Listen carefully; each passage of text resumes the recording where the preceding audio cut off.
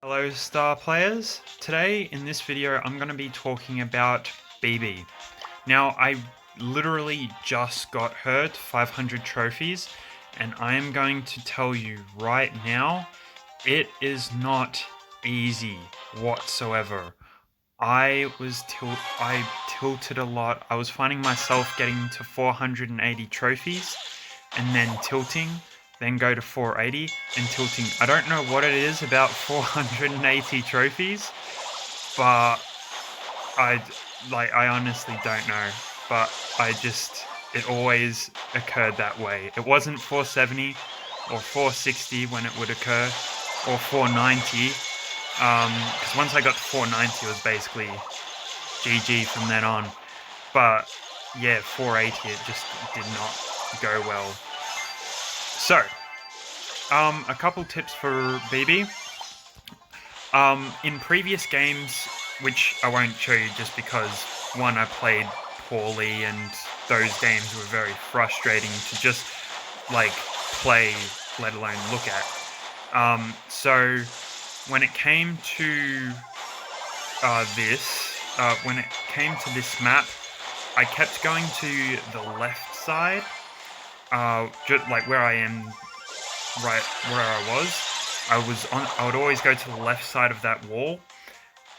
I found out that that's not actually the ideal spot to go. So I highly recommend that you, instead of doing that you go to the right hand side where I am right now. Now, I was a bit gutted that I let the gene pull me through that wall, as now that's taken my cover away and I now have no assistance when it comes to getting in close with those short-range brawlers. So you'll see that I've got 6 gems and that the countdown stopped. The 8-bit was up here while my team was not doing well, as you guys saw. As the team was not doing well and practically throwing the game, which I had to deal with a lot as Bibi, and it is not fun dealing with that as a Bibi with no star power. Is this the right game? Yes. I had to go back, get that tick, and then run all the way, get the other gems that my team had dropped, and basically carry the game. Now, it's the same in this one. The only way I won games is when I could do an extreme carry, and that henceforth why it was so frustrating. I'm in around the 480 mark now, and I'm just having to carry every single game as Bibi. According to how Kairos ranks brawlers, with S rank being that the brawler is good at all maps for the game mode, and then A rank being they're good at, they're good by themselves, you can play them with randoms on some maps where they just dominate, and then B tier being that it's a good brawler, competitive wise, but is dependent on their team. I would honestly have to say that Bibi is a B tier brawler, as when my team did not, pitch in there for me when I needed it most, or just didn't pitch in at all, to be honest, when they were incapable of doing certain tasks, that I fell short so much, and I could not carry the game for most of the games. It was only these 2 lucky games that I was able to carry, and this is also due to warming up. So as you just saw there, my Gene character absolutely threw, did not walk back at all.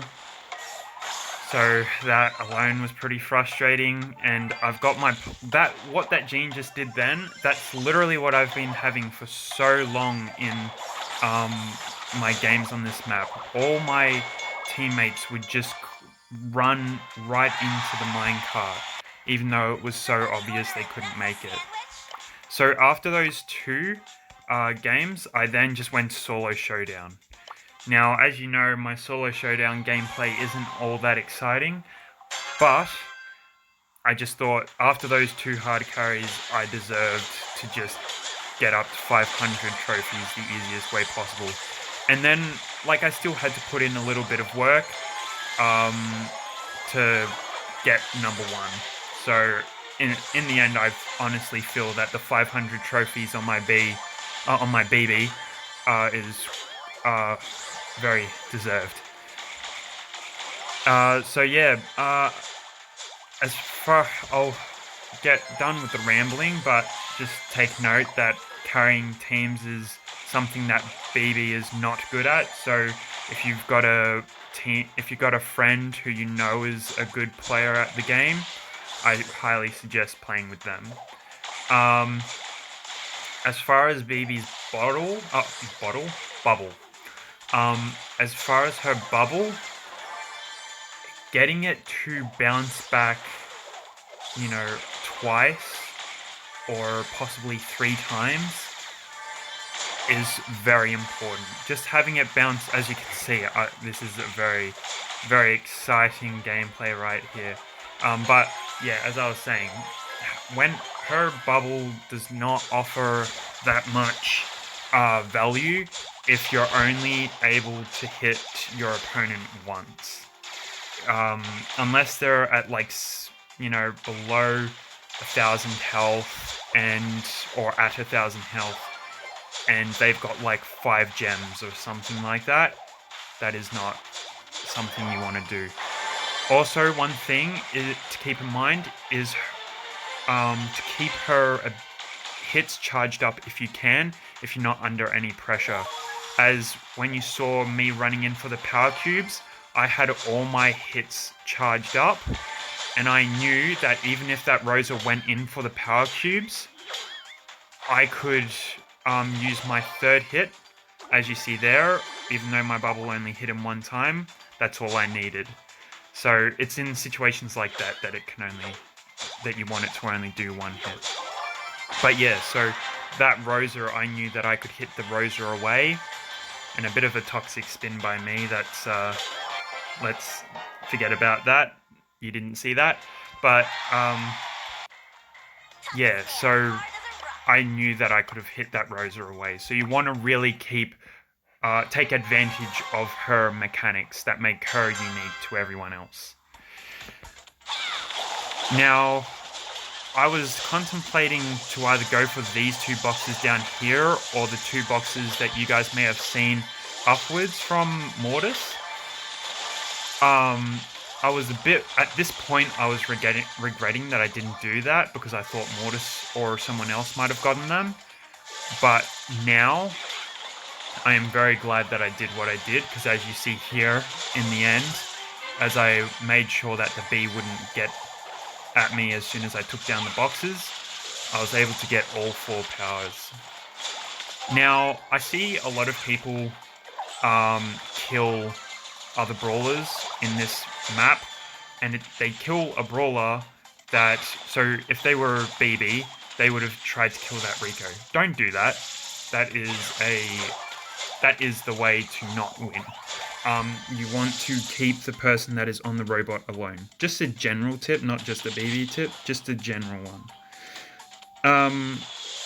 Yeah, so besides all that, another tip would also be that, as I said, taking advantage of what makes Bibi unique with her knockback, but also keep in mind that on that hit, it takes her a long time to actually charge up that hit. It's almost like a Frank trying to going off at someone.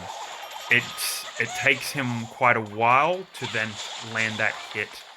So keep that in mind, and then also that once you get that 1 hit down, that knockback hit, after that, if you just keep aiming, she then fires off shots very quickly. So it's just that initial hit that it takes her a while to charge up.